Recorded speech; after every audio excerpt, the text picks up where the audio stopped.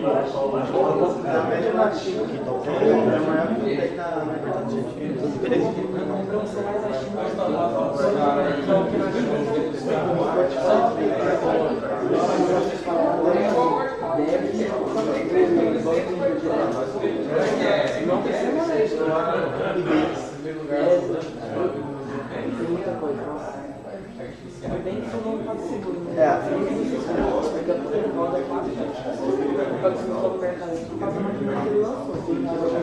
Galera, começar então a segunda palestra da noite aí com o Sérgio Lacerda.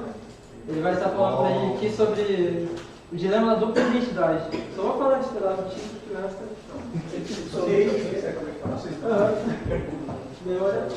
boa noite então. Começando essa palestra, né, dilema da dupla identidade. Aí ó, o título era um robô no serviço e um humano com azia fora dele. Pra mim que não veio chapado. Por que não? Então, começando aqui agradecendo, né, a abertura aí, a oportunidade de estar aí.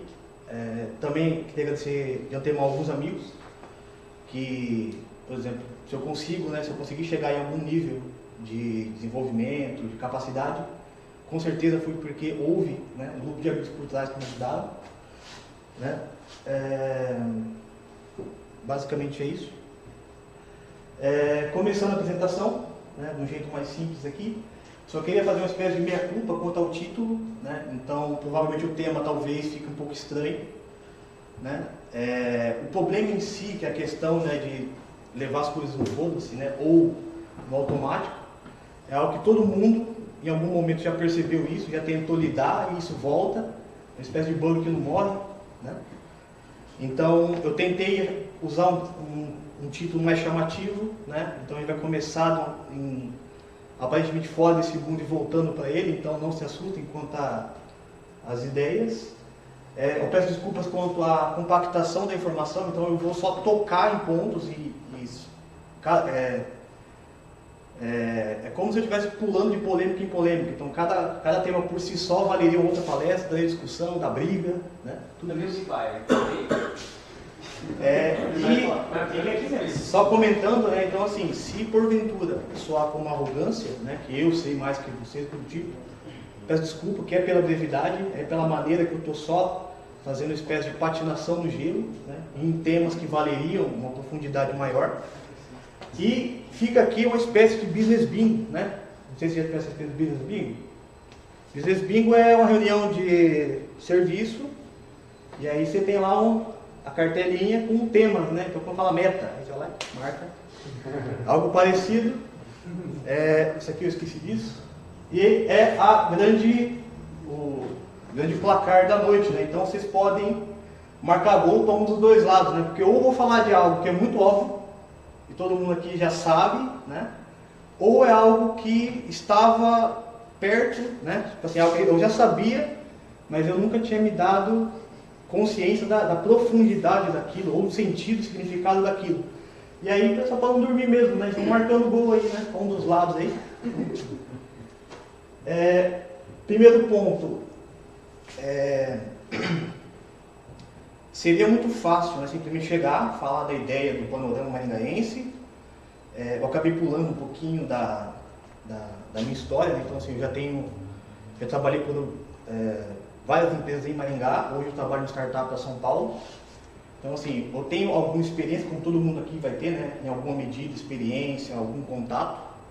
Então toda essa palestra, esse conteúdo, ele vai partir, né? Eu tento partir de bases mais sólidas, mas ele tem sempre o meu prisma sobre o assunto, né? Então seria muito fácil eu chegar aqui, fazer críticas, né? Às empresas ou a gente que não estuda e por aí vai. Então eu vou tentar mostrar que primeiro, né, a gente às vezes, né, como por exemplo o sintoma da azia, né, que a gente acha que o mundo é uma porcaria, ou que tipo, Maringá é isso aqui mesmo, não vai mudar, e às vezes gasolina real, né?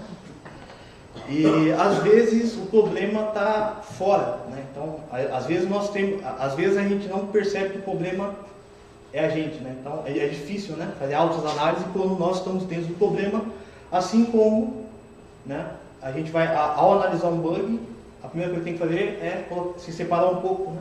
Olhar o bug de fora, ordená-lo, isolar, né? E aí a gente consegue lidar com ele, né? E quando o bug volta é porque a gente ainda não entendeu, então a gente olha de novo e vai.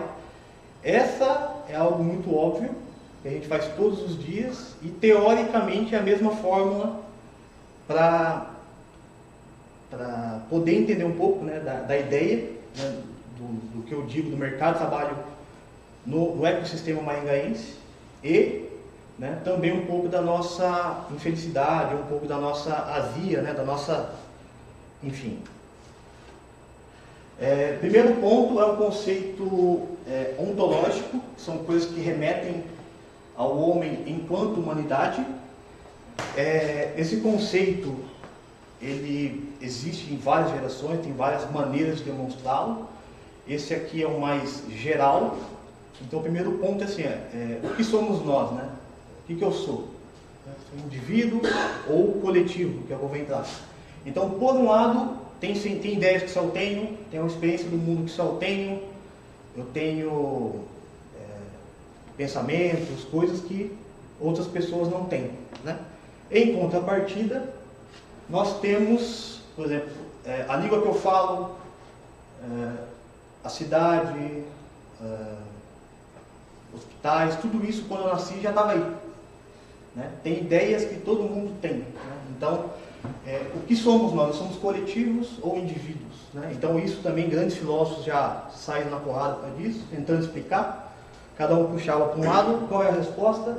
Nós somos as duas coisas. Nós somos uma espécie de tensão entre o que eu quero, são os desejos, as minhas metas, e o que a sociedade ou esse coletivo espera, né? Então, essa tensão entre o indivíduo e o coletivo, né, provoca uma vontade. Então, a ação que eu exerço no mundo é o resultado entre isso, né? E aí tem exemplos, por exemplo, uma pessoa que ignora a parte coletiva é uma pessoa egoísta. A pessoa que faz o contrário teria, por exemplo, regimes onde não há liberdade de expressão, por exemplo, abusivamente. Então, não tem indivíduo, né? Essas são mais ou menos esse é o primeiro conceito, né? Eu só vou dar uma passeada nele e depois, chegando um pouco mais nessa questão, essas ideias começam a se conectar, acho que fazem mais sentido. A primeira ideia é essa, né? Que nós somos tanto indivíduo quanto coletivo, né? O coletivo aqui no sentido é mais uma questão de humanidade. Então, todos nós temos algo de ser humano, né? E ao mesmo tempo que nós temos algo que nos define como únicos, né? Tem um exemplo que é o exemplo de cachorro. Então a gente pega, por exemplo, um Pinscher e um Rottweiler. São completamente diferentes, mas eles têm algo que nos força ou nos permite chamá-los de cachorro, né? Então é uma espécie de cachorridade, um termo cretino, né? Só para dizer que ao mesmo tempo que há uma individualidade, há um coletivo. Só isso, o segundo ponto, esse aqui é um conceito da alma de Aristóteles. Então, segundo Aristóteles, tem o primeiro, animais, vegetais, né, e humanos, no caso, todos temos alma, o conceito dele. O primeiro são os vegetais, que vegetais eles crescem e respiram. Então eles têm essa alma vegetativa. São funções que o segundo nível, né, que seria o reino animal, que é a alma sensitiva, absorve. Os animais têm o vegetal, mas as capacidades sensitivas, se movem, sentem, coisas do tipo, né? A terceira seria a que geralmente, né, os humanos se encaixam, né? Aí a gente vai entrar nesse ponto aí, que além dessas duas anteriores, nós temos o conceito grego, né, no caso de inteligência, era um pouquinho diferente. Então essa ideia de que a gente possa inteligir sobre as coisas, refletir, raciocinar, né? E aí tem os nomes mais técnicos que não convém. Resumindo a ópera, né, há essas três dimensões da alma, né, que nós temos, segundo um conceito grego de Aristóteles. Terceiro ponto, sacaneio. Então o terceiro ponto que é assim, como nós, seres humanos, aprendemos as coisas. Os animais, eles têm algo chamado ciência infusa. Então, você pegar um gatinho filhote e isolar ele sabe caçar, sabe comer, sabe fazer necessidades, ele sabe tudo. O mundo dele é completo. Ele não tem remorso, ele não tem... Enfim, ele não tem um sentimento como nós temos, né? Ou valores de juízo como nós temos. Graças a essa terceira alma, nós temos uma espécie, o terceiro ponto que é a vontade, né? Um outro aspecto da vontade.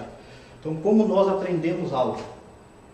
Sempre que eu digo algo novo, que a gente tem alguma experiência além, né, do óbvio, essa experiência ela bate primeiro na camada mais externa, que seria a imaginação. Então, quando alguém vem te falar um problema, a gente de alguma forma tenta imaginar aquele problema para ver se a gente consegue ter algum parâmetro.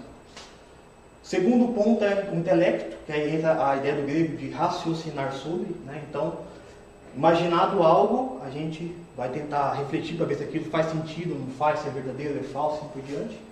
E a terceira camada é a vontade, que é dali a gente pode tomar uma ação ou não a respeito, né, do que quer que seja. Aí um exemplo trivial, assim, estou correndo por um campo e tropeço numa pedra. Todo mundo aqui já tem uma experiência, vai imaginar algum tipo de campo, dei informação que vou tropeçar, e vai imaginar se é perigoso ou não, se é um tronco, enfim, cada um vai completar com essa bagagem pessoal que tem e, né, concluir se é verdadeiro ou falso, faz sentido ou não, e assim por diante.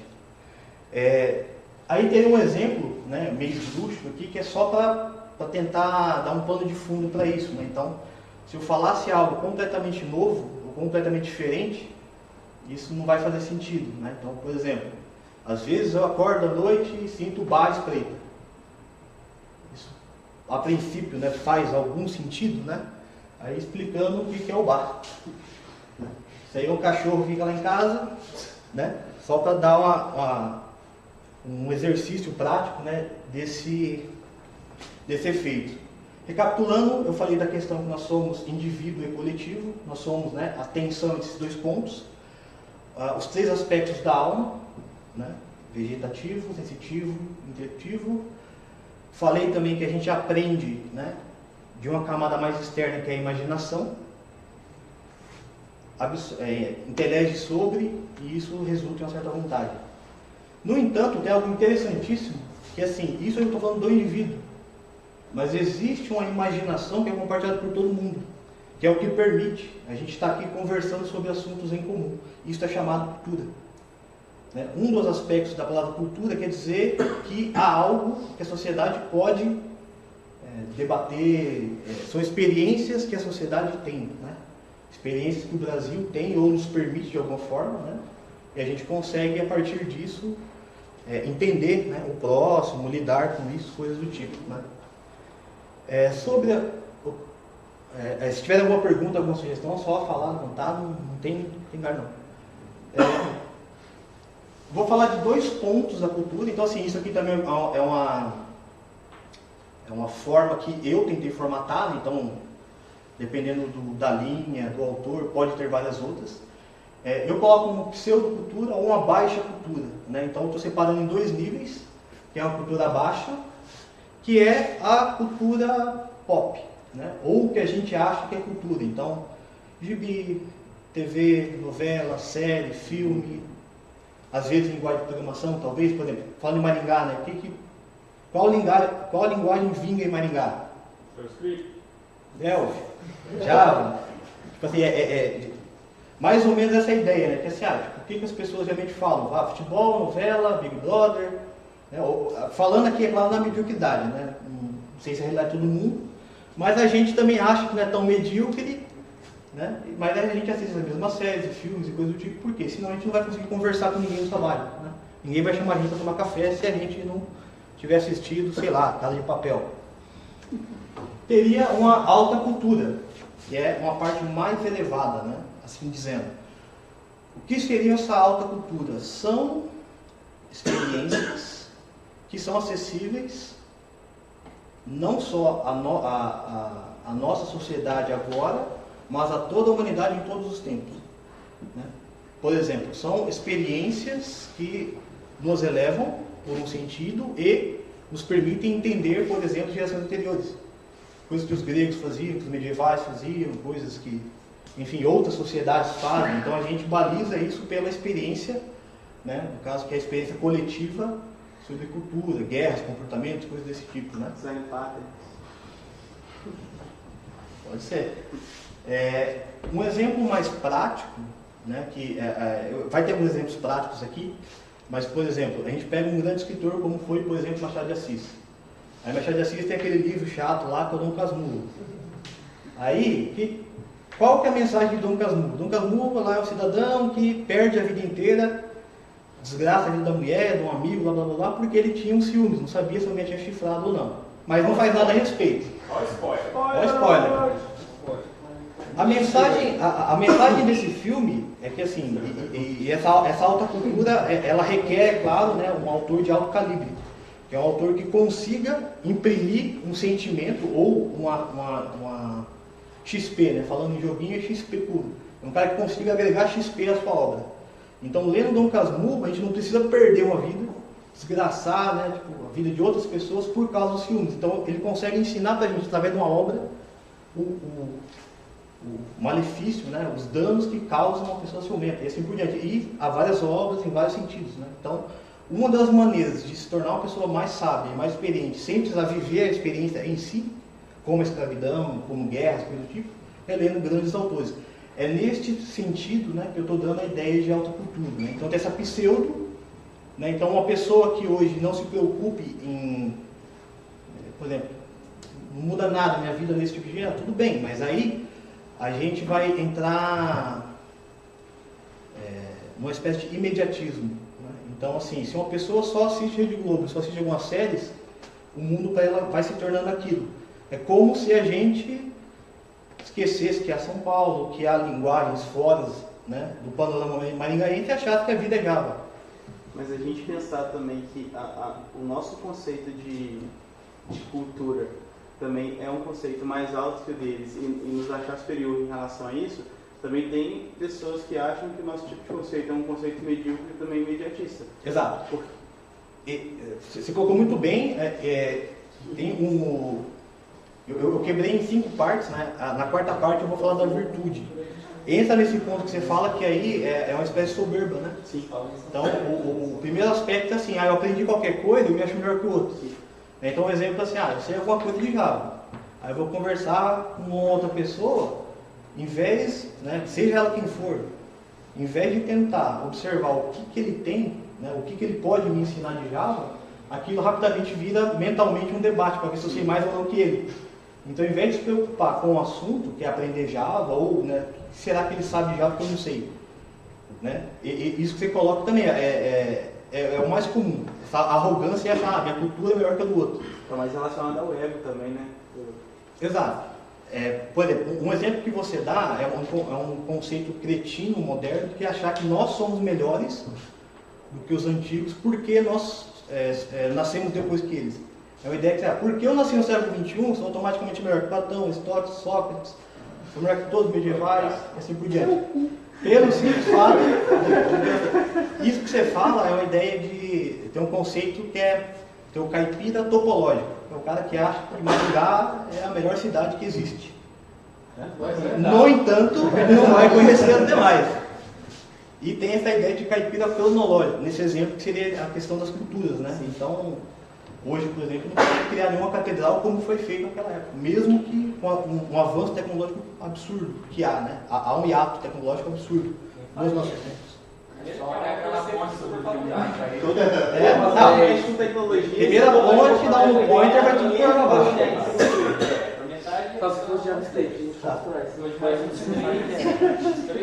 Isso aqui, não sei se vocês já estão acompanhando, isso aqui é o novo Thundercats. Thundercats raiz, Thundercats Nutella. Então, Se quiserem ser mais, se quiserem JavaScript ali, ó. eu não O primeiro ponto, né, é que assim, eu não vou entrar muito em uma questão histórica, né, que envolveria muito o ponto de vista e o autor no qual me baseio, mas desde do ano 600 a.C., que é quando começa a haver relatos históricos, até hoje, no meio do caminho, houve uma grande revolução no sentido de cultura, de educação e ensino, e assim por diante, né? Então, eu estou nomeando como educação clássica esse conceito, né, de formação dos antigos e ensino como conceito de formação que todo mundo aqui passou moderna, né? Eu não vou entrar muito no mérito de quando e do porquê. Isso aqui por si só é um assunto, um prato quente. A educação clássica tinha uma ideia de educação interessantíssima, bem esquisita para os nossos padrões, que é assim, quando a educação não era universal, tá? Acho que é uma informação que vale a pena dizer. Então a educação era para poucos, era a educação tutorada. Então quando os pais tinham capacidade, né, e dinheiro para educar uma criança, eles iam estar no professor, ele não tinha currículo. Então assim, como é que ele ia achar um bom professor para o filho dele?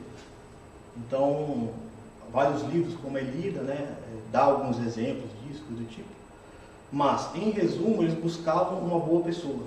Então eles olhavam a pessoa. Então se o cara é uma pessoa de caráter, de virtude, é uma pessoa que tem padrões elevados, tem uma envergadura moral boa, então, bom, esse cara, eu quero que meu filho seja como ele.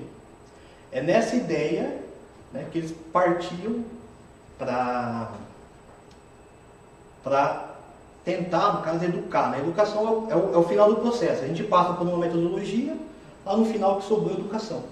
Né? Então pode ser educação boa, ruim e assim por diante. Essa é a ideia, né, clássica, que envolvia aqueles 3 pontos da alma, né? Então, vegetativa, sensitiva, intelectiva. Então, eles tinham sempre isso em mente. Né? De uma maneira bem superficial é isso. De um tempo para cá, o ensino, né, falando escola, faculdades, isso aí, passou a ter uma espécie de diferenciação. Então, o ensino ele já não passa a formar um ser humano, mas ele passa a formar um cidadão, ou um empregado, ou qualquer coisa assim. Então, se a gente começa a perceber os padrões, né, que a gente tem nas escolas, faculdades, coisas do tipo, a gente teve, né, uma certa perca, né, em virtude de uma revolução que aconteceu, que seria a amputação da dimensão espiritual. Então, hoje em dia, a gente fala negócio de espírito, alma, a gente, né, acha que é fanatismo, enfim, a gente não consegue conceber a ideia, né, que o ser humano seja, né, tenha uma alma, tenha um espírito, assim por diante. Né? Ou é corpo, é mente, ponto, acabou. Né? É mais ou menos essa ideia, mas ainda não entra nesse ponto. Esse ponto aqui entra só a questão da formação. Então nós, enquanto cidadãos do século XXI, a gente tem uma formação, a gente sabe seguir regras, a gente sabe pagar imposto, a gente sabe que tem comportamentos. E aqui cria uma ideia interessante que é assim, ó, eu tenho um comportamento na escola, eu tenho um comportamento em casa, eu tenho que ter um comportamento no trabalho. Então aqui tem uma espécie de fragmentação do que seria a ideia do homem. Né? Então o homem que antes era de certa forma íntegro, era uma pessoa só, ele agora começa a ter isso. Né? Machado de Assis é tratado como máscara social. Tem um livrinho de contos dele, ele fala esses aspectos, né? Tipo assim, ele tenta colocar, ó, existe isso, o que você acha? Né? Existem essas máscaras, o que você acha? Você acha que isso é assim mesmo? Não é? Assim por diante. A ideia de máscara é interessante até certo ponto, né? Porque querendo ou não, quando a gente convive, na verdade, em vários grupos, a gente tem que ter certas amarras assim em relação ao grupo. Mas isso não pode acabar diluindo a nossa personalidade como um todo, né? Exato. A ideia é que a gente não pode ser um pinico, né? A gente tem que ter, tipo, a gente tem os nossos limites e a gente consegue andar por esses limites para se adequar ao grupo que a gente está. E isso que você fala, assim, ter uma certa reserva quanto a um grupo não é ruim. Porque, por exemplo, a ciência, né, a metodologia científica em algumas áreas, ela teve um grande avanço por causa disso. Então, até ao final da escolástica, a decadência da escolástica, a ciência, você pega um tratado de Newton, é acessível. Eu, não sou físico, você consegue ler. Por quê? Porque além de ter que dominar uma certa técnica, né, na área, no caso de Newton, várias, ele tinha que ter um esmero em explicar aquilo para qualquer pessoa. Né? Haviam sabatinas, então grandes doutores colocava a cadeirinha na frente da faculdade e falava assim, ó, perguntem o que quiser. Ele tinha que ficar lá defendendo. Esse era um dos critérios, né, dos rigores, né, até para testar essa acessibilidade. Então, como a ciência, ou tecnicamente, a gente tem termos técnicos, isso permite que a gente consiga conversar a um nível mais rápido. Não precisa ficar explicando toda hora o que é o que. Não, isso aqui, isso.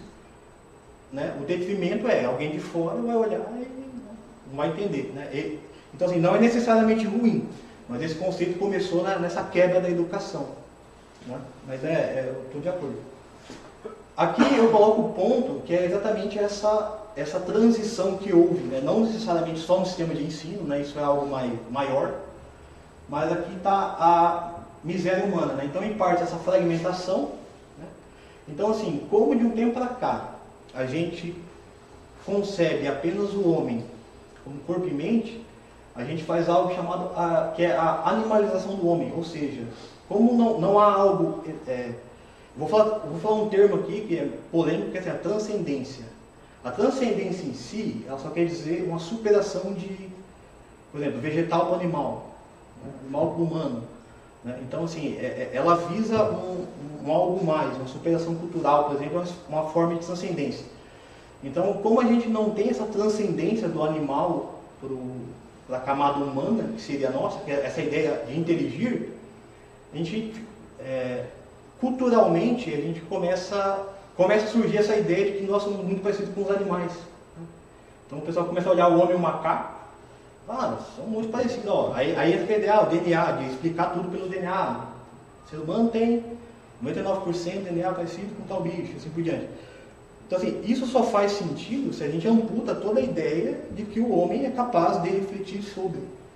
Né? Coisa que, assim, se juntasse 50 macacos, trancasse numa sala com comida lá, daqui 50 anos eles estão do mesmo jeito, eles não vão criar uma civilização. Essa é uma ideia, um conceito que hoje há pessoas que vão defender, que vão partir, só que se chegasse para qualquer pessoa, até 1900, 1800, o cara ia dar risada e virar as costas andando. Não faz sentido. Né? Até porque, né, o conceito que eles tinham era outro. Você comentar? Ih, não existiu. Não vale a pena. Ia acabar a palestra, eu acho. Não, pode falar. Não, eu acho que não é interessante pro momento. Depois ele parece de conversa. Fala logo! O único esquema é que assim, né? Torcer para no final da palestra vamos falar uma guerra infinita, igual rolou no cinema aí, né? Que é cadeirada pra cima.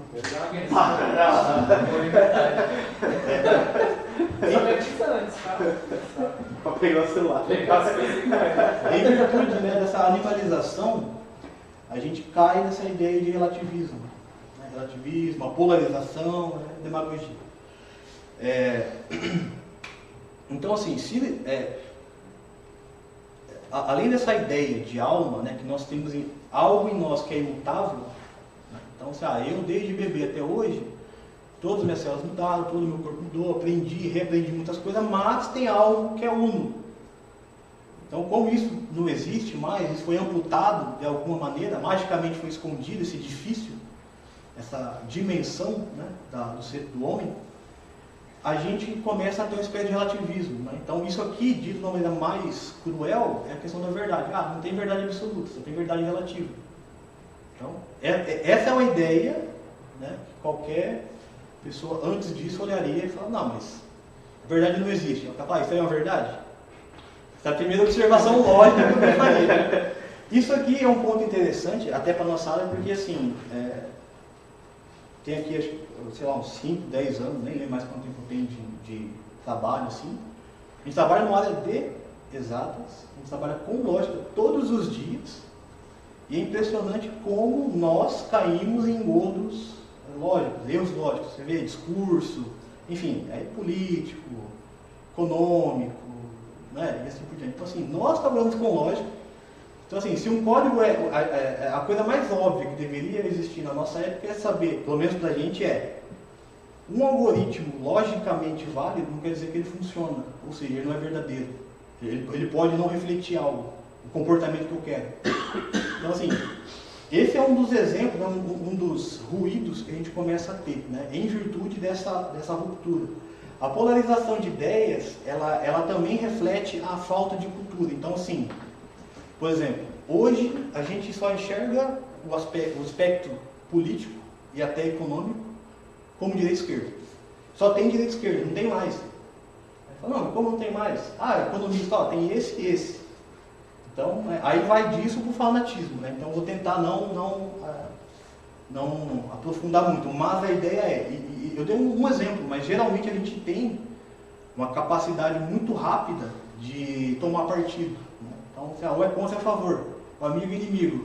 Então, a gente começa a perder um pouco, né, esse tato de que pode ter mais coisas que eu não estou percebendo. Né? Isso, né, o politicamente correto, acho que todo mundo aqui já tem alguma experiência, já sabe assim, né, que é algo maléfico, assim, no sentido de né? Você cria tabus, então você não pode tocar em determinado assunto porque aquilo pode ferir. Então, baseado numa hipótese remota de que vai acontecer algo, você evita tocar no assunto, né? Mas isso acaba entrando no seguinte sentido também. Você xingar alguém, pensando na ideia do politicamente correto, na ideia do politicamente correto. Você falar algo pode ferir alguém. Sim. A ideia do pode quer dizer que fere na maioria das vezes e de uma forma negativa. Assim como da mesma forma, passar a faca em você pode ou não te ferir, depende da forma que eu passar a faca. Só que é muito mais interessante que eu não te passe a faca do que... Não,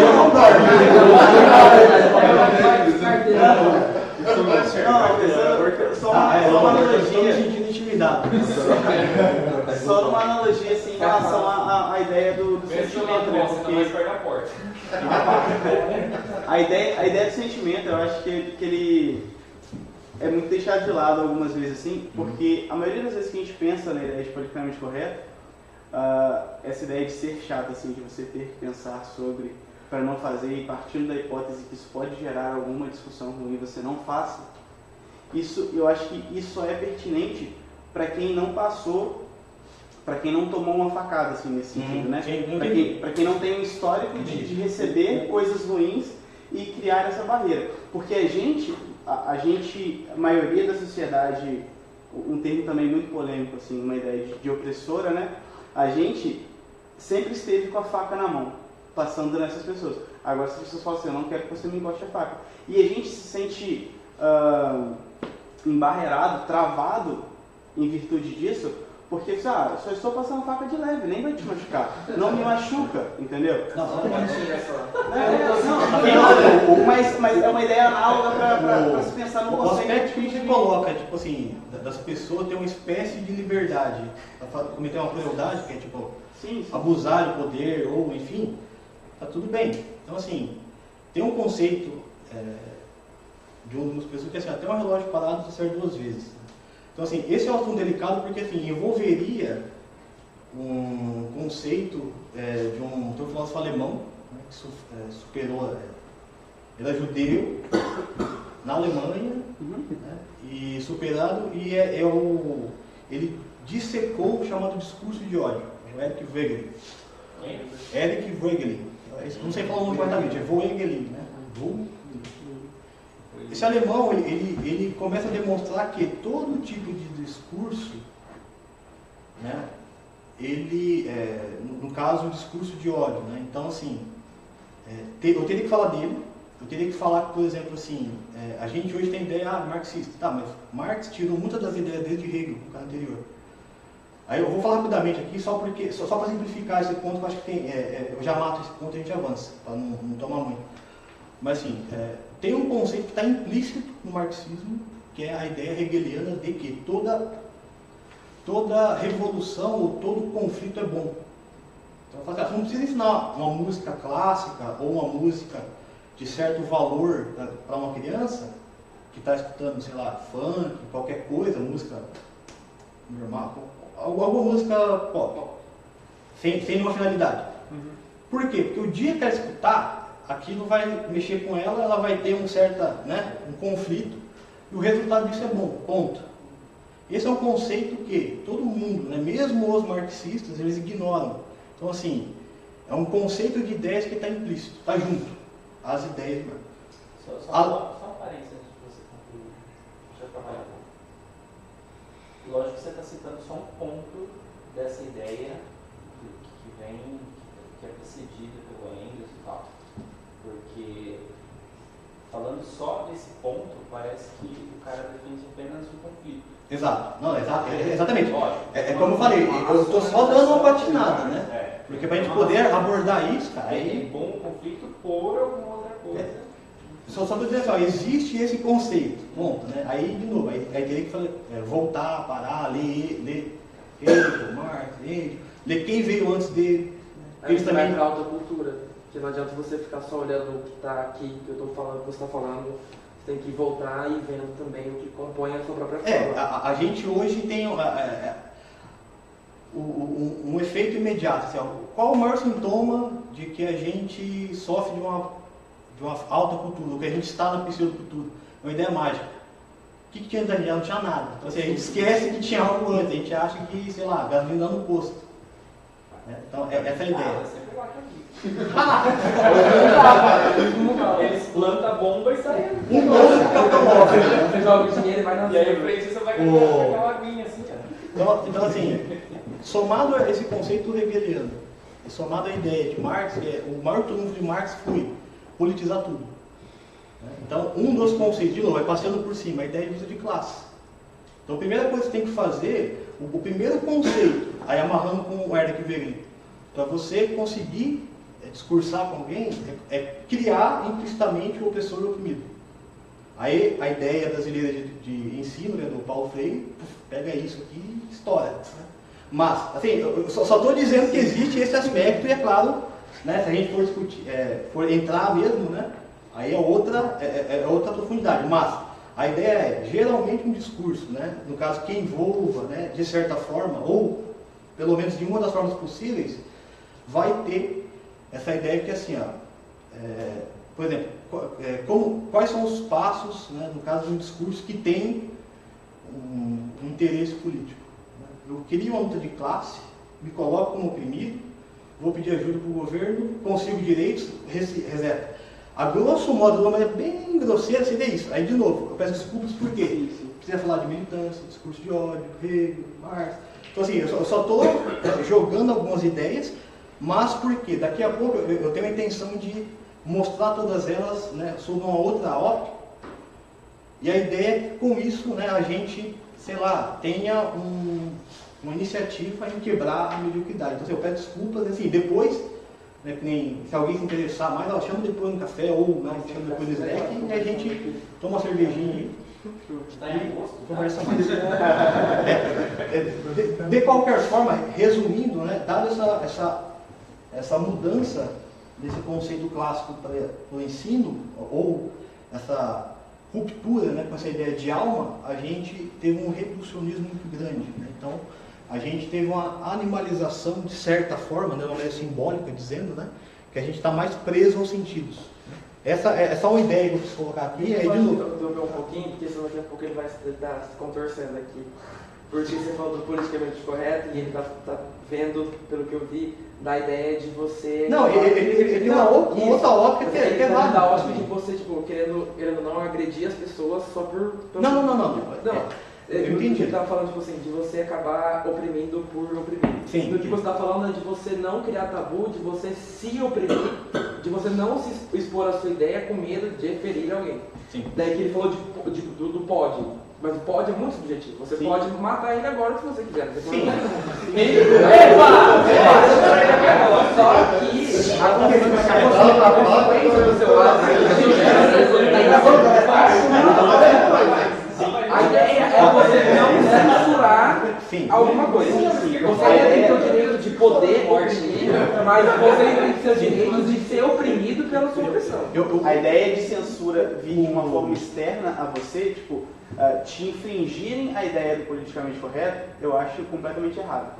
Tem que ser uma coisa muito mais interna. Tá, tem que ser muito mais a parte de sentimento, de eu pensar o que eu sentiria no lugar da pessoa, não da pessoa diretamente, mas numa gama, só para concluir, numa gama total, antes de pegar e fazer algo. Então, tipo, não é, na verdade, eu restringir, eu criar um bloqueio de não falar. É só pensar, é válido, é interessante essa discussão? Sim.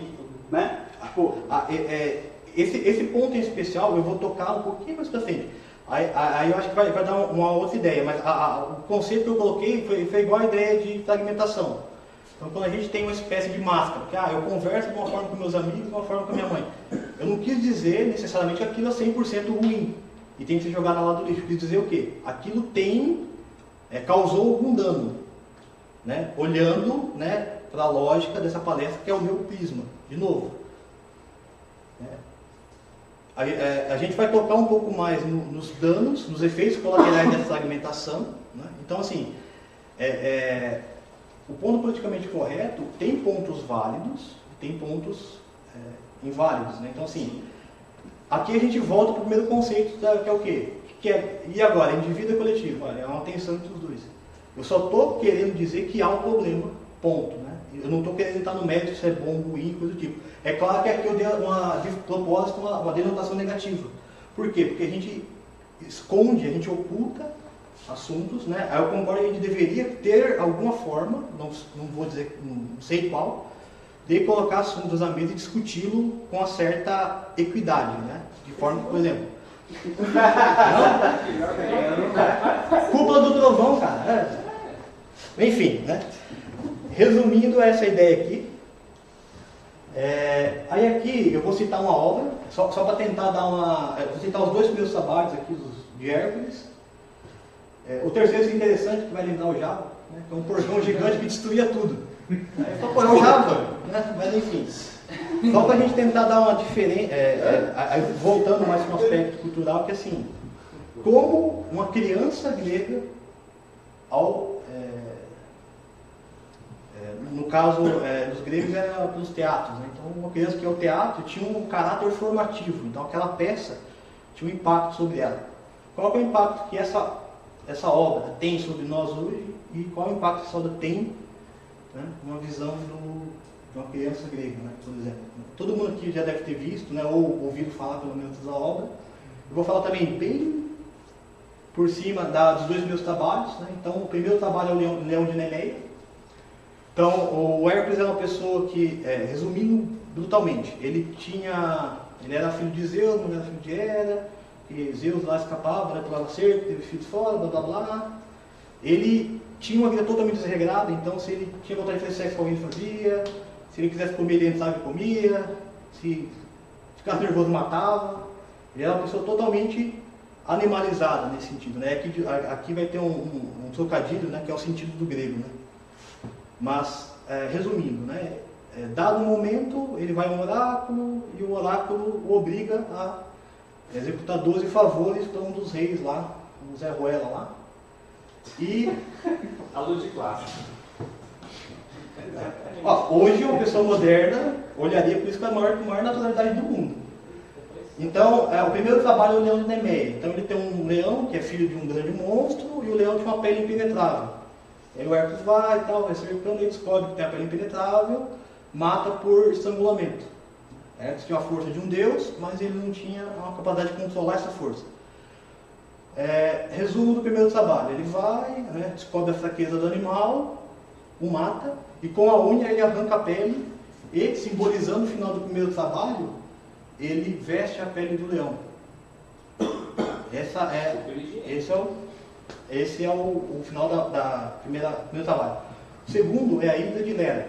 Então tinha um pântano e as pessoas evitavam o pântano, tinha uma hidra, e essa hidra tinha acho que 5 ou 7 cabeças, salvo engano são 7.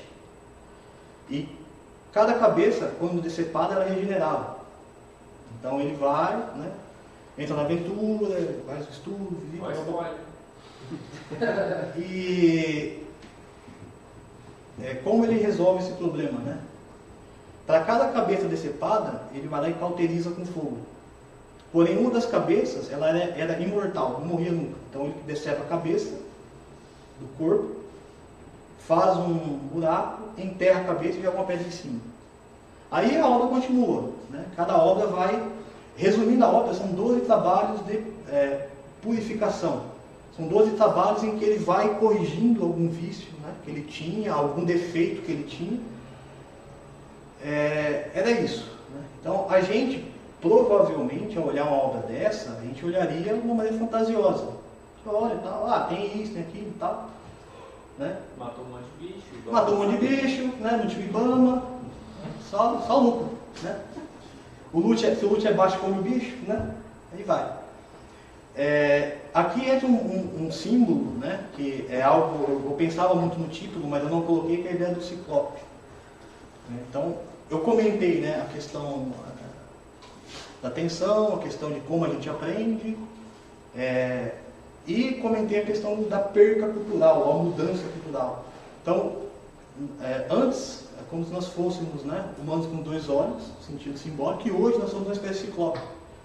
Então, ter 2 olhos nos permite enxergar as coisas com profundidade, né? Então, se a gente tampasse um olho, esperasse um tempinho, a gente ia perder esse tato, né? Claro que uma pessoa que nasceu sem olho consegue, né, se adaptar e superar essa condição.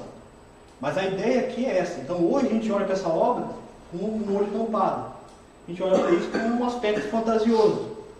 Qual é o símbolo que estava embutido nisso? Né? Então, por exemplo, o que simboliza o Hércules ter vestido a pele do leão? O que simboliza o leão? O leão é um animal que, não estando com fome, ele convive em paz com todos os demais. O leão tem um modelo, um símbolo de coragem, de virtude. Então, quando o Hércules, no primeiro trabalho, veste a pele do leão, simboliza que ele fala, eu quero ter esse modelo de vida. Eu quero ter um modelo de vida de ser uma pessoa corajosa. Esse é o primeiro símbolo. Então, uma criança entenderia isso facilmente, né? Os antigos. Segundo trabalho, né? Aqui eu acabei omitindo um pouco pela correria, mas assim, durante o quebra-pau, a Hidra tentou mordê-lo várias vezes, né? São várias cabeças. E ele era protegido pela pele que era desse leão, né? Que era um dos monstros que tem uma pele imperfurável. Isso já dá um segundo aspecto, que é o quê? Né? Eu já chego lá, né? O que é cada cabeça? É um vício. Então, assim, nós temos uma vida desordenada e cheia de vício. Então, como é que a gente consegue quebrar isso? A gente vai tendo que ir cauterizando vício a vício. Aí depois eu aprofundo mais, a gente volta nesse ponto, mas essa é a dimensão. Então, sei lá, eu bebo, eu jogo muito, sei lá, acordo tarde... Com açúcar. Então, assim, primeiro eu vou tentar resolver o problema do sono. Aí agora eu vou tentar melhorar tal coisa. Então, a ideia, esse trabalho simboliza essa ideia de cada cabeça, ela tem, ir cauterizando com fogo. O fogo simboliza a purificação. E tem uma cabeça que é imortal, porque cada um de nós tem uma espécie de vício que a gente não vai se curar nunca. Uma pessoa que é alcoólatra para sempre, ela não se cura. Então, é uma cabeça que a gente tem que enterrar, colocar uma pedra em cima, mas a gente sabe que se der bobeira ela volta. Esse é o sentido, né, dado, né, pelos antigos ao ler uma obra, né? Só para a gente mostrar um pouquinho da diferença, né, que deu. Aqui entra um exercício que eu comentei como exercício prático. Tolstói é um autor russo antes da Revolução Comunista. Esse livro também, né, dando um spoiler super rápido, vocês não vão lembrar daqui meia hora, mostra a vida de um cara, que é esse Ivan Illich. E dorme. Vai pra rua, o campo dele. Ele conseguiu um certo sucesso, conseguiu na época lá um cargo público, tinha um médio, assim, então tinha um salário bom, conseguiu, se casou, tinha lá os filhos dele, saiu tomar a cervejinha deles, cerveja com os amigos, né? E já com uma certa idade, na época, acho que 40, era mais ou menos uma pessoa de idade, né? Mais ou menos naquela época, se não me engano era isso. Ele é cometido de uma doença do estômago, né? É uma espécie de câncer, não lembro a doença. E ele fica acamado. E aí que começa a história. Então ele, nas últimas horas de vida, ele olha para trás e fala, putz, não fiz nada na minha vida. Tive uma vida medíocre. Essa é a mensagem, né? No caso do Tolstói, ele consegue, né, dar toda uma carga, né? Então, é aquele filme que te prende. Então, o livro ele vai te colocando, né? Você vai sentindo essa aparentemente vida boa que ele tem. E aí, no determinado ponto, ele vai para trás e fala, putz, cara, mas se trabalhasse, não trabalhasse, se tivesse casado, não. Tipo, não é algo que eu queria ter feito, né? Então, ele nunca fez algo, né? Porque ele queria, ele nunca teve um objetivo mais profundo das coisas. Essa é a mensagem desse livro, né? E aí a gente continua, e aí um pouquinho mais para frente essas coisas começam a fazer sentido, né? Aí a gente entra na resposta, né? Que teoricamente eu vou dar aqui sobre a questão, né? Aí, a princípio eu fugi do tema, da ideia do o que tem a ver com ter um bom serviço e teologia do mundo. Então, comecei remontando até para cá. Então, o primeiro aspecto da virtude é essa ideia do fim do homem múltiplo. Então, assim, eu sou um no serviço, eu sou um em casa, eu sou outro. Não querendo entrar no detalhe técnico, né? Tipo assim, há uma certa nuance, né, entre os ambientes, é natural. Mas, é preciso que a gente comece a voltar a ser uma única pessoa. Por quê? Porque às vezes eu não me concentro no serviço, mas o problema não está no serviço, está fora. Ou o contrário, eu chego à noite em casa, eu não tenho tempo, eu não consigo estudar. Por quê? O problema é outro.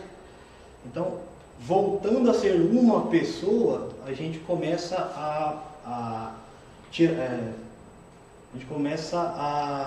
forçar, no caso, esse vício a se aparecer, né? Então, se a gente começa a ser muito disperso em uma área e não na outra, buscando ser a mesma pessoa, a gente busca um certo juízo de caráter. Então, assim, vamos supor, aumento muito no serviço, mas em casa é gente boa. Então tem que ser gente boa nos dois lugares.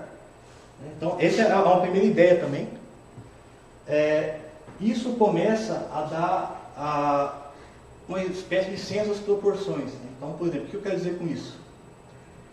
A partir do momento que eu percebo que a minha vida não é o meu serviço, eu percebo que há coisas além, né? Em outras palavras, há uma certa unidade na minha vida que vai além do serviço, que vai além da minha família, que vai além do jogo e assim por diante. Então, a partir desse momento, eu tenho uma chance sincera, né? E esse é um exercício interno, porque assim, é uma honestidade intelectual consigo mesmo. Então, assim, se eu sou mais do que o meu serviço, então o meu serviço não é tudo para mim. Porém, quanto tempo da minha vida consome o serviço? Ele consome uma parte relevante. Então ele tem que ser feito com esmero, né? Eu tenho que fazê-lo bem feito, porque é uma grande parte do meu tempo que é aplicado nele. Isso envolve ter, no caso assim, um bom serviço ou algo de bom a ser feito no serviço. É algo muito óbvio, né? Porque assim, você está no serviço, você não está crescendo, você não está contribuindo, está no lugar errado. Toda profissão errada, talvez. Essa é o juízo, né, que a gente começa a fazer quando a gente começa a perceber que, olha, eu sou a mesma pessoa no serviço e em casa. Então, quando a gente começa a perceber que nós temos essa unidade, então os nossos objetivos e ambições começam a caminhar pelo mesmo lado. A gente começa a entender que o serviço não é tudo, né? Aqui entra o aspecto do robô. Então, né, eu vou falar assim, quanto tempo já foi, será? Acabou já? Eu tinha separado um tópico só para falar disso. Eu vou tentar falar rapidamente, aí se der tempo a gente volta. Que a ideia é assim, quando a gente perde essa dimensão de que há algo mais, e a gente se prende ao imediato, então a gente começa a achar que a nossa vida é o serviço. E há uma frase clichê que é assim, eu tenho que arrumar um emprego ou para ser feliz ou para ganhar bem. Todo mundo aqui já deve ter ouvido de um pai ou de alguém essa ideia. De que, ou tem que ser feliz ou ganhar bem. Não é isso. Né?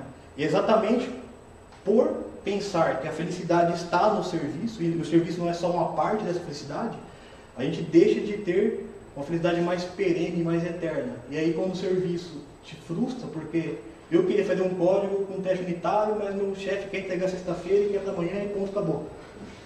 A empresa tem um interesse e nós temos outro, natural isso, né? Eu não estou dizendo que é ruim. Então a empresa tem prazos a cumprir e às vezes a agenda dela não é nossa, às vezes. Então quando isso acontece, a gente se frustra. A mesma coisa de dinheiro, eu entro para ganhar bem. Aí tem outro cara que por N motivos ganha o mesmo tanto que eu ou mais e não trabalha. Aí te frustra, naturalmente. Porque você, a minha vida é o meu emprego. Tem um cara desse aqui e não faz por merecer. Isso te frustra. Por quê? Porque a gente está olhando, a gente está mirando baixo. A gente esquece essa visão mais completa.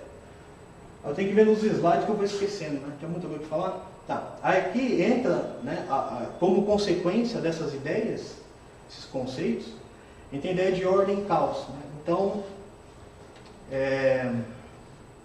a princípio, a nossa vida ela é, de certa forma, uniforme.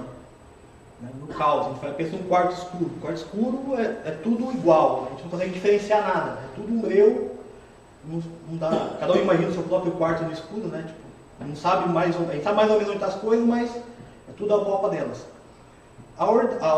Então, assim, o caos tem um princípio de igualdade e estabilidade. A ordenação, por mais esquisito que pareça, esse aqui é um outro conceito cosmológico, mas a ordenação, ela causa a desigualdade, mas ela causa a ordenação e a iluminação. Então, se a gente pegasse o mesmo quarto e iluminasse, a gente começa a perceber a individualizar cada objeto presente. Esse é o conceito, né? Estou dizendo também, né? Estou sendo bem superficial quanto a isso. Isso aqui, aplicado à nossa vida, é a ideia de tempo. Então, assim, à medida que a gente percebe que há uma parte, uma estrutura de informações que naturalmente vai se escapando, se escondendo da nossa percepção, porque a gente vai rotina, problemas que vão aparecendo e saindo, então a gente esquece essa outra dimensão. Então, voltando a essa ideia de que a gente tem que se desfragmentar, e que a gente tem que buscar algo de valor, algo mais perene, né? Então, por exemplo, às vezes um certo emprego pode dar um prazer imediato, mas às vezes uma carreira visando algo mais, um prazer maior, mas exige uma virtude maior. Então é nesse sentido. Então, à medida que a gente começa a perceber e a traçar planos, então a gente faz sprint, faz um monte de coisa, mas a nossa vida é caos. Então, à medida que a gente começa a ordenar, a gente começa a dar o peso de cada coisa e isso nos dá a chance de ordenar. Então, por exemplo, se eu chegasse hoje e falasse, velho, separa uma hora para estudar por semana. Primeira vez que posso, eu não tenho tempo. Mas eu tenho um monte de coisa para fazer. Então, tudo isso que eu falei, né, tem a ideia de, né, tipo assim, putz, mas quanto tempo eu gasto por jogo? Eu gasto, sei lá, 10 horas por semana. Pô, pega 10% desse joguinho, porque assim, à medida que a gente conseguir ordenar de alguma forma, a gente percebe que o nosso tempo ele é mais inchado do que cheio. A gente tem mais coisas que a gente se ocupa do que coisas que a gente queria fazer de verdade. Então, essa é a ideia que a gente começa a provocar. Né? Aqui rapidinho, ordem sobre o caso que eu acabei de falar, sem pular o slide. Isso aqui é a consequência, né? Que é tipo, uma vez que eu tenho um plano mais imediato, né? Então a gente precisa de um certo tempo para a gente.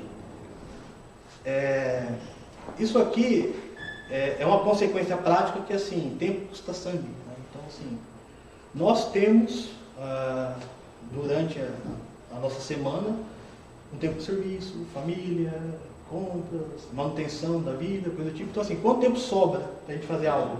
Muito pouco.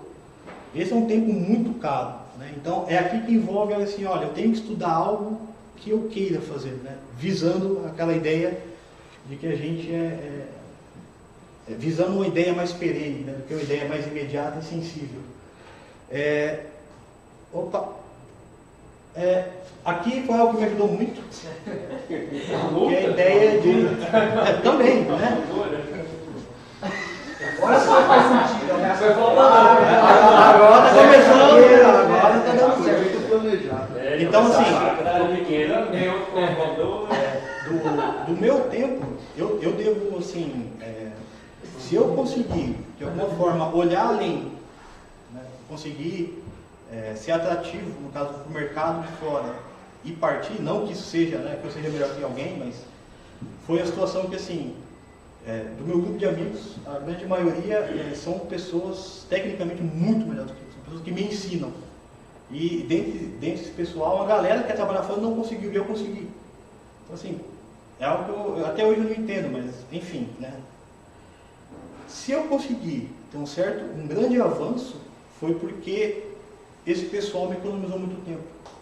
Porque o nosso tempo é caro e é curto. Então assim, eu tenho 2 horas para estudar. Putz, cara, tem 10 linguagens. Tem mais 1000 coisas para ver. Aí um colega já assistiu 10 e parece, cara, essa parece aqui vale a pena. Então ele te economizou 10 horas. Essa é a ideia, né, que envolve um grupo de estudos. Né? Qual é o problema? Você tem que confiar nas pessoas. Tem um conceito antigo que é assim, o que é um amigo? Um amigo é aquele que quer as mesmas coisas e rejeita as mesmas coisas. São pessoas que, como você pretende uma certa transcendência, em ser alguém melhor, em ser, né, ter um objetivo mais perene, são pessoas que de certa forma buscam isso também. Né? Isso te dá um ganho de tempo, né, muito grande. Então, tecnologias, cara, tem muita coisa. Aí conversa com um outro, cara, isso e tal, eu acho que compensa tudo isso. No meu caso, assim, o pessoal estudou 10 anos, eu estudei 1. E esse 1 ano que eu consegui já deu um salto legal, consegui aprender coisas. Né? Então, amarrando, né, um pouco as ideias, seria mais ou menos essa. Eu já estourei muito tempo, gente?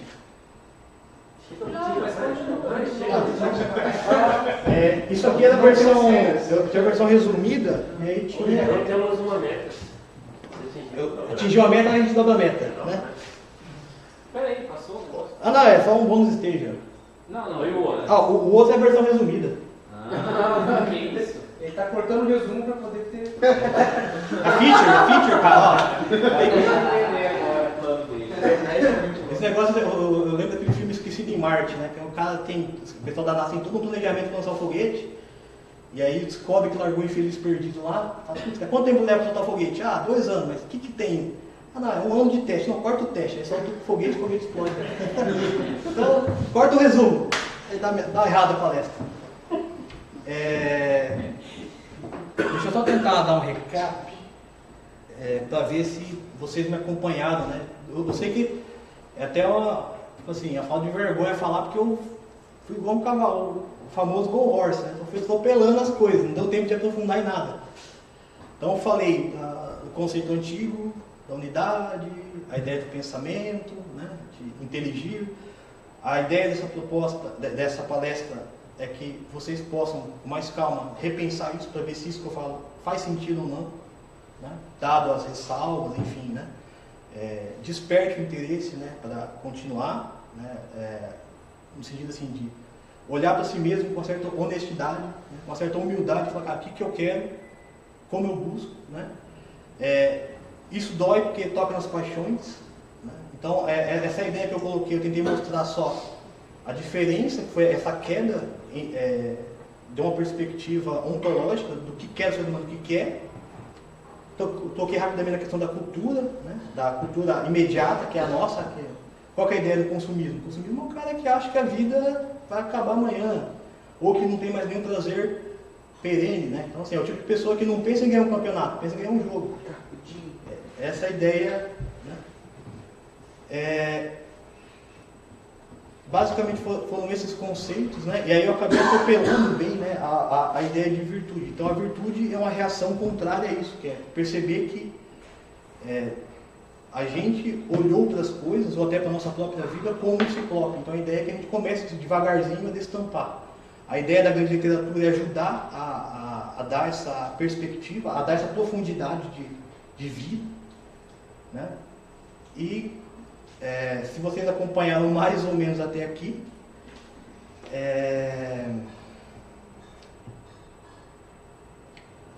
eu chegaria finalmente na proposta da palestra, né? Então, assim, eu acho que eu consegui atacar mais ou menos a ideia do robô, porque assim, a gente começa a não ter perspectiva, vai ligando automático, né? Então a ideia da virtude é a ideia que a gente começa a dar valor nas coisas, né, e deixar de fazer no automático. Aí aqui tem a contraparte que é a praxeologia, né? Tem coisas que são automáticas que são boas. Dirigir, não faz sentido ficar toda hora ali olhando o câmbio. Tem coisas que tem que automatizar mesmo, né? A nossa área também. Se você está repetindo um programa muitas vezes, cara, está errado. Tem alguma coisa ali que você pode simplificar e tocar o barco. A contrapartida é que a gente começa a deixar coisas mais importantes, coisas mais sérias, né? E a prática da virtude ela se dá nisso, né? Quando eu olho para outra pessoa como um ser humano, né? Então, essa é mais ou menos a ideia. Eu acabei pulando meu trunfo, que seria a virtude, né? Mas depois a gente tem espaço para perguntas, eu acho, se der tempo. E aí a gente volta nisso. Falando da ideia do meu prisma, né? No caso aí, todo mundo aqui tem o direito de discordar, sobre o panorama maringaense, né? Então, esse aqui é um conceito do economista, Milton Friedman. As 4 formas de gastar dinheiro. Primeira forma é o meu dinheiro, alguma coisa para mim. Eu vou buscar sempre o melhor custo-benefício possível.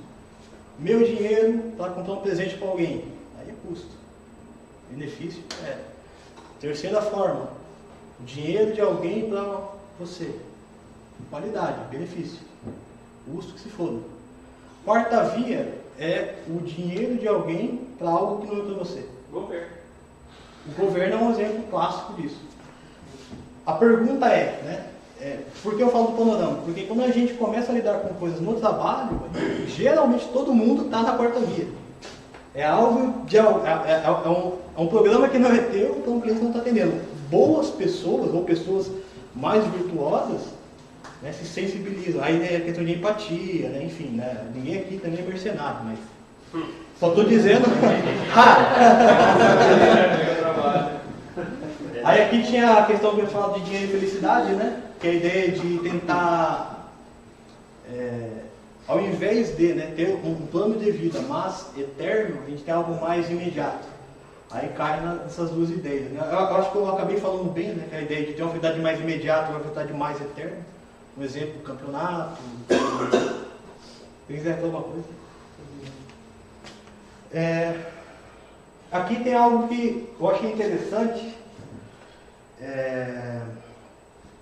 De novo, né? Eu já trabalhei acho que umas 5 empresas em Maringá, entre as top 5, empresas mais simples, empresas mais antigas, mais novas, assim por diante.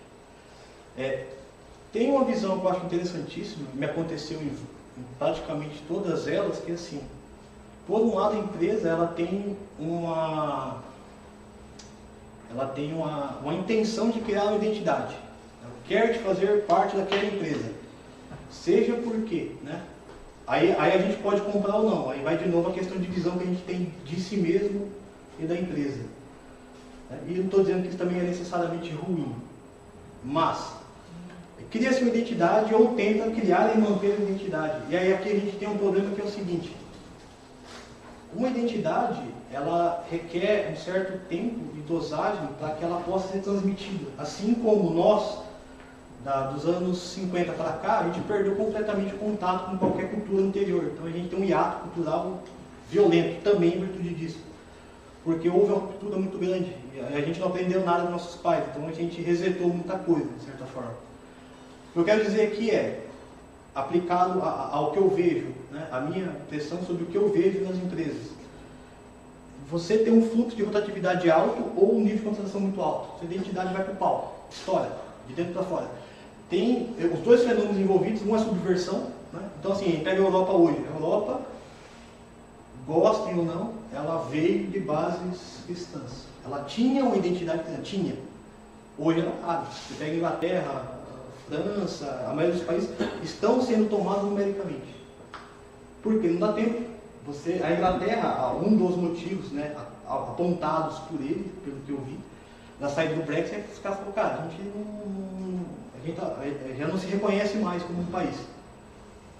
Né? De novo, isso é questionável, não pode discordar, mas é um exemplo, né, de força por número. Então você abaixa o nível, né, no sentido cultural de identidade, porque não dá tempo. Então a gente tem um padrão, a gente tem um protocolo, a gente tem um jeito de ser. E se somos em 5, aqui tem 10, cara, solve. Então, um dos pontos, né, que eu vejo que massifica muito o nosso ambiente é essa ideia, né, tipo assim, de ter uma identidade, ok, que é dissolvida. Né? E aqui é aquela ideia, né? É um grande problemão, porque por um lado você tem que suprir uma demanda fodida, por outro tem uma identidade. Então, não estou dizendo que é um problema fácil de resolver, né? Só estou dizendo que há uma tensão e é um problema e provoca isso.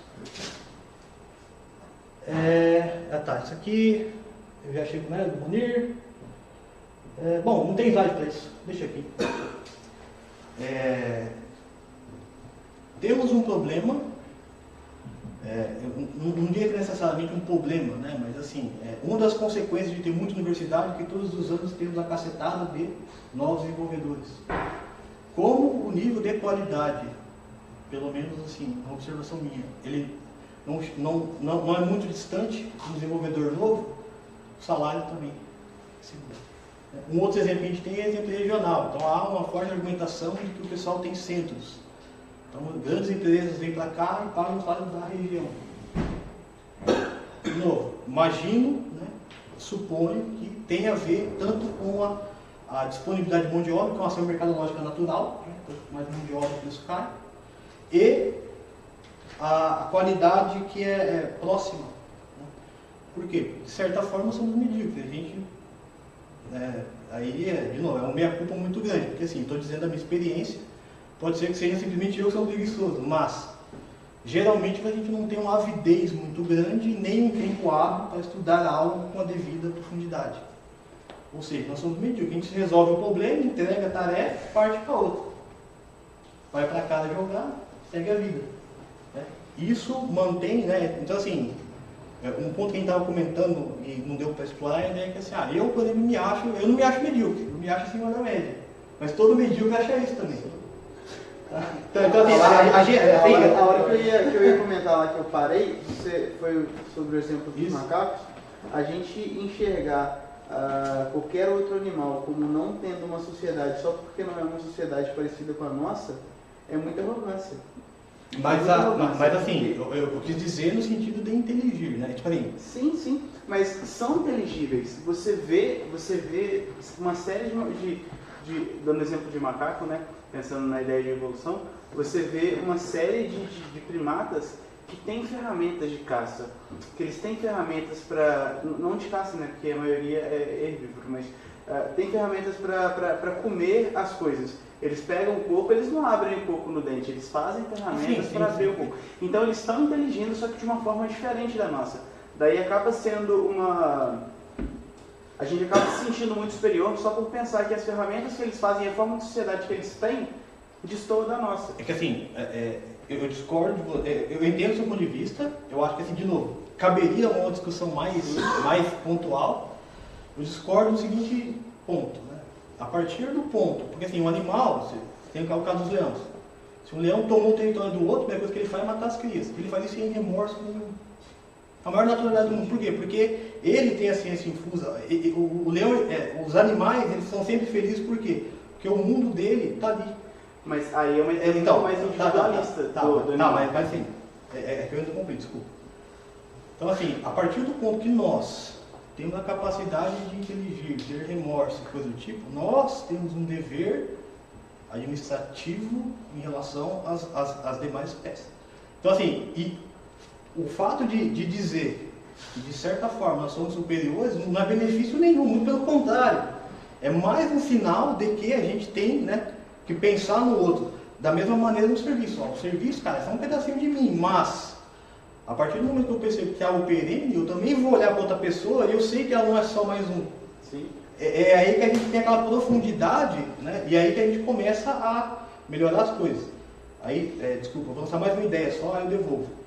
Que é, por exemplo, um dos pontos que foi esse reducionismo, que é essa demagogia, relativismo, coisa do tipo, é assim.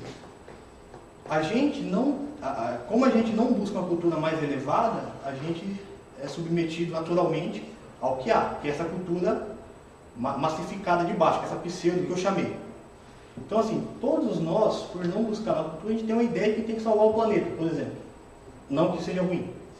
A gente tem uma ideia, quem é que é contra a fome no mundo? Ninguém é contra a fome no mundo. Mas a gente não quer acabar com a fome na nossa rua. Aí de novo, é a falta de dimensão, a ideia do ciclope que eu vim tentando expor. Né? Então assim, o fato de enxergar além, aí a gente pode fazer tudo isso aqui a gente encaixa no mito da caverna de Platão, que é o cara que saiu da caverna e enxergou além, ele tem o dever de voltar. E mesmo que ele seja chamado de louco, ele tem que voltar e mostrar. Por quê? Porque tem uma condição melhor. Então, o que eu quis dizer, assim, essa observação que você faz, ela é importantíssima. Se a gente é mais elevado em algum nível, isso não é direito nenhum, é o contrário, é o dever. Aí eu acho que entra, né, a ideia politicamente correto, de equidade, né, e assim por diante. Mas a ideia da sobre-relação que nós temos, assim, de superioridade em relação aos outros animais e às outras sociedades tidas como animalistas, assim, é o convívio social, certo? A gente pensar no social, a gente ter um remorso de fazer algo, que a ideia do remorso é você ter uma culpa por estar atingindo alguém ou algo de alguma forma, certo? É que assim, eu separaria a comparação com animais de comparação com sociedades ditas bárbaras, que isso é só um conceito. Que a gente, por que eu falo isso? Porque essa visão que você fala remonta a ideia, eu sou ocidental, né? Então eu venho de uma certa cultura que tem um certo padrão. Uma cultura não europeia, ela é automaticamente bárbara por uma definição. Nesse sentido, eu concordo que, olhando para as demais sociedades, Não faz sentido dizer que a gente é superior ou inferior. Agora, olhando da questão humana para o animal, aí tem um abismo ontológico. Mas aí você está... Então, voltando só ao questionamento inicial, assim, a ideia de pensamento em sociedade é o que nos faz superior, né? A ideia de ter o remorso e tal, enfim. É a maior diferença, assim, que pelo menos que ficou claro para mim que você falou. A gente tem casos de vários grupos de animais, por exemplo, a comida está escassa, daí a galera mais velha desses animais se matam, pensando numa ideia de sociedade para os novos terem uma prosperidade maior. Daí essa é uma ideia de convivência em grupo. Beleza que a gente tem outras ideias para tomar sem se matar, porque a gente interage de uma forma diferente, a gente consegue criar mecanismos, ferramentas de uma forma muito mais complexa que eles. Só que a ideia de superioridade não pode ser tida em relação ao que a gente tem, só enxergando as coisas que a gente faz e não pensando nos animais. Se alguém te pegasse, com todo o conhecimento que você tem hoje, te soltasse no meio da selva, você saberia para onde que é o norte? Não saberia. Numa selva fechada, não estou falando de olhar para o sol, né? Numa selva fechada você não consegue ver o... Eu pensei no sol, mas não falei nada. Não, sim, mas pensando... porque uma ideia central, você olha para o sol, beleza, mas você está numa mata fechada, você não consegue ver o céu, ok? Você pega o ser humano, você coloca o ser humano não sabe para onde é o norte. A maioria dos animais sabe. Eles têm um sentido de direção muito maior que o nosso. Eles são superiores a gente em vários pontos. Isso, a ideia do que é animal, assim, ser uma coisa ruim, de a gente trazer a gente para perto da ideia animal é ruim, só que tem relatos de havaianos que desenhavam os mapas das ilhas, ainda não estava na época de embarcações, eles não tinham barcos resistentes suficientes para andar entre o arquipélago, perto do Havaí, que eles pegavam e faziam. Tem mapas desenhados com dimensões muito parecidas com os atuais. Isso porque eles estavam muito mais perto da ideia animal do que a gente. Então, mas assim, eu só quis dizer o seguinte, você pega uma arte marcial, como poder, aí depende da arte, mas por exemplo o boxe. No boxe você vai fortalecer o seu instinto. Não estou dizendo que se animalizar ou se render a uma visão mais imediata, aí no sentido ontológico, se animalizar seria necessariamente ruim. E de novo, eu não quero polarizar, dizendo que, e de novo, eu falei sobre um aspecto ontológico, no sentido de inteligência ou raciocínio, nós somos superiores. Bom, o que você comentou é verdadeiro, que o animal, um tubarão me supera na água lá, eu vou virar prato em meia hora, é verdade. Eu não estou querendo dizer, quando eu digo que há algo melhor e algo pior, não consigo dizer necessariamente que o pior é ruim. A gente está explorando o tempo, eu queria falar mais dois pontinhos, tá? Mas só um último comentário. Quando você fala que algo pior e algo melhor, você polariza. Não, porque assim, ó, eu reconheço que o Beethoven é melhor que o Iron Maiden, mas eu gosto de Iron Maiden. Mas você está polarizando, porque você está comparando duas coisas que são incomparáveis. Não, música não. Eu consigo discutir o gosto, mas não a arte em si. Beleza. Enfim, é um assunto delicado, desculpa a brevidade, assim, né? Não, tudo bem. Isso aqui é uma frase de um professor, né? Um dos meus professores aí, que sou melhor intelectual. Ele comenta, acho que a parte mais interessante é a primeira frase, né? A ideia de que uma sociedade não pode ser rica sem ser inteligente, né? Então, nós hoje, né, temos, se a gente tivesse um problema, eu sou louco e eu sou pobre, qual é o meu primeiro? A gente naturalmente vai tentar resolver o problema do dinheiro, antes de resolver a loucura. Essa é só uma ideia, né, para demonstrar essa falta dessa dimensão humana. Aí, de novo, a gente não precisa se comparar a um animal, comparar esse menor. Eu tenho algo de mim, tem uma potência de mim que eu não trabalho. Ponto. Eu acho que isso já deveria ser motivo por si só. Talvez a comparação, né, com animais não tenha caído bem pela rapidez com que eu tenha lidado. Né? Aí daqui seria o final, né, que assim, um pouquinho da experiência que eu tive fora, né, como é trabalhar para fora. Então, tem uns 3 minutos aí?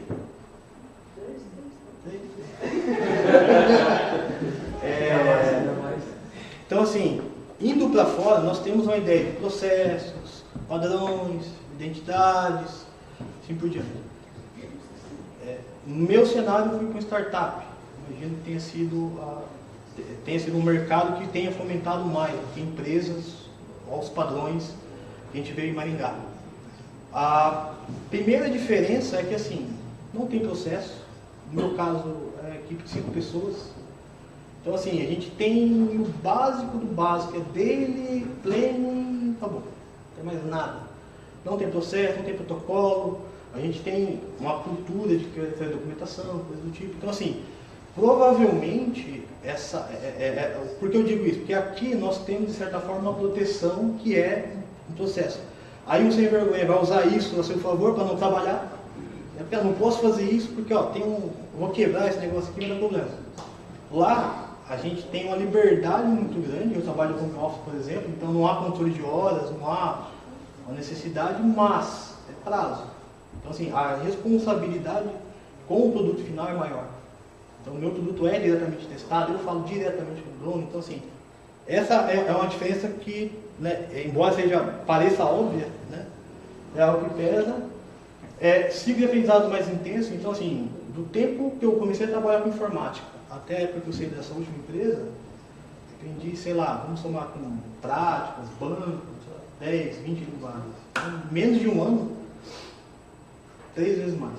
Então assim, começamos com a linguagem, quando eu entrei para trabalhar com Java Spring, em menos de um mês joguei fora, comecei com Node, Java, jogamos banco, fomos para a Amazon, já estamos saindo de EC2, já vamos para Lambda, coisa escala. Então assim, a mensagem no caso é assim, às vezes nós estamos frustrados com o ambiente atual, mas a gente também não quer fazer algo mais para se mudar, né? Ou seja, a gente quer ir para fora, ganhar mais, mas a gente não quer pagar o preço. É a ideia mágica do brasileiro de obter sem pagar, né? Aí aqui a mensagem final é a do Senhor dos Anéis, né? Que amarra isso.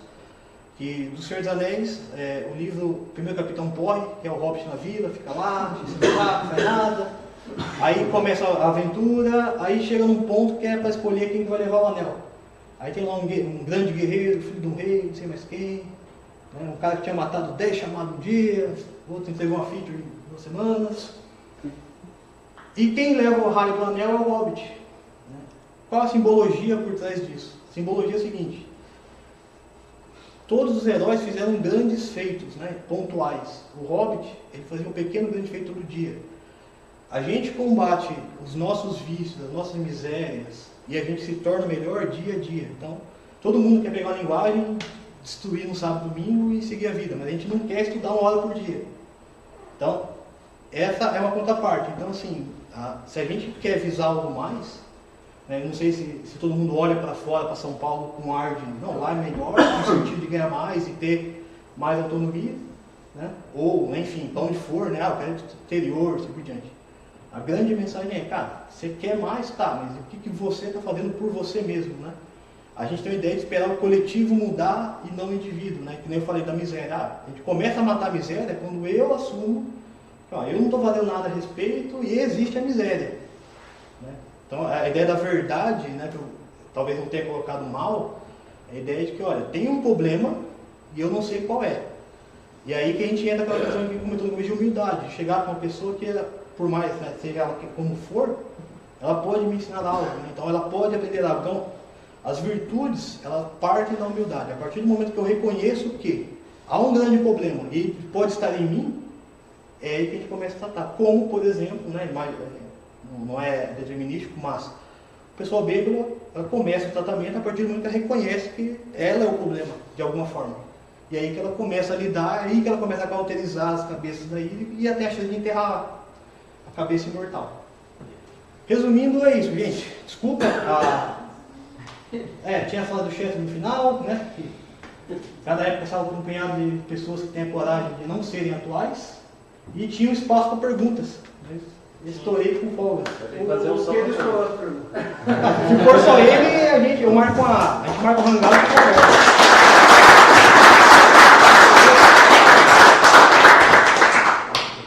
Galera, vamos só sortear um cupom de desconto pra Conf. Quer dizer, deve parar na Conf. Aquele site estava aberto pra galera. Eu acho que eu fechei meu e-mail. Fazer um mercado só no search.